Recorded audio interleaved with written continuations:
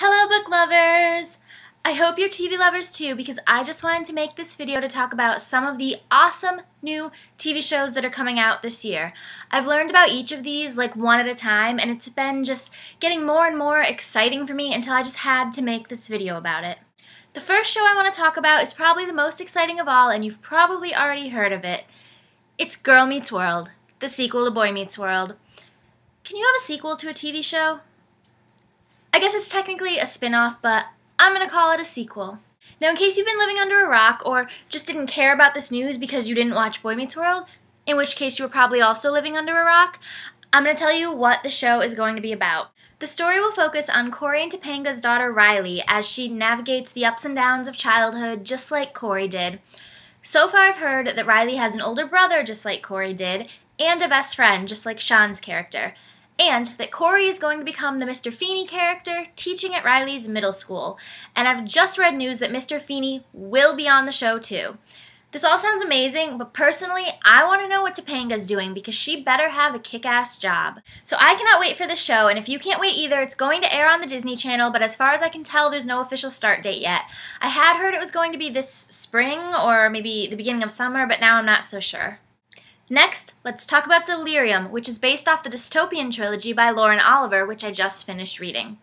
If you don't know the story, it's about a society where love is considered a disease, and when kids turn 18, they're forced to get the cure, and the protagonist, Lena, decides she doesn't want it.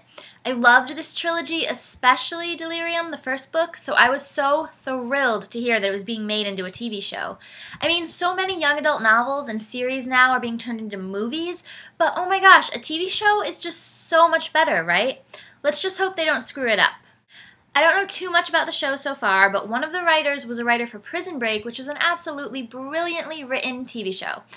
And it's starring Emma Roberts, who I think is fantastic, and her two love interests are going to be played by Darren Kagasoff, who is Ricky on The Secret Life of the American Teenager, and totally hot. And then Greg Sulkin, who played Alex's boyfriend on Wizards of Waverly Place, and also pretty darn cute. But I did read an article, which I'll link to down in the TARDIS, that talks about some big plot changes that are going to be made, and I've got to say, if all of this is true, I'm not really feeling it, but you know what, we'll just see what happens. I'm going to trust them, and we'll see. The show is going to air on Fox, but so far only the pilot has been picked up, so let's hope they get some fabulous ratings because I need this TV show to exist. And I don't know the air date yet. Now for another series that is based off a novel, Under the Dome, adapted from the Stephen King novel. I just heard about this from booktuber Oliver Bouchard, and oh my goodness, I couldn't be more excited. If there has ever been one standalone novel with enough plot and character development to fuel an entire TV series, it's Under the Dome. Believe me. This book was just over 1,000 pages, but I would have gladly kept reading even if it was 5,000 pages. So I'm thrilled that we're going to get the chance to watch the story unfold over the course of an entire show.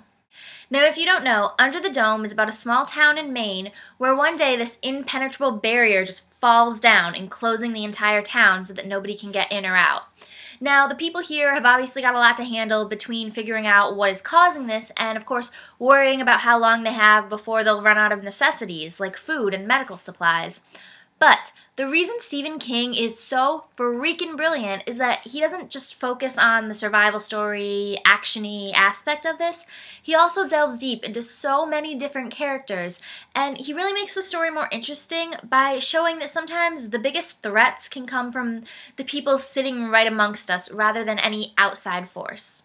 Now, the show is particularly exciting because it has an air date. It's going to premiere on CBS on June 24th. I've already seen a commercial for it, but it was basically just 2 seconds of flashing the title on the screen instead of giving any actual preview, but that's okay, I am so excited to watch this. And finally, I only found out about this show a couple days ago, and there's barely any information out about it, but it's still pretty exciting to me. There's going to be a show called Ravenswood on ABC Family. The reason it's exciting is because they're calling it a Pretty Little Liars spin-off, and it's by the same creators. Now, anything associated with Pretty Little Liars, I feel like I'm probably going to love. But the thing is, the only description of the show that we have now is that it takes place in a town close to Rosewood, the setting of Pretty Little Liars, and it's about a group of people who have to fight off a fatal curse. That sounds like it could be an interesting show to me, but I just don't see how you can call this a Pretty Little Liars spin-off when it sounds like this is going to be a supernatural show, and Pretty Little Liars is realistic.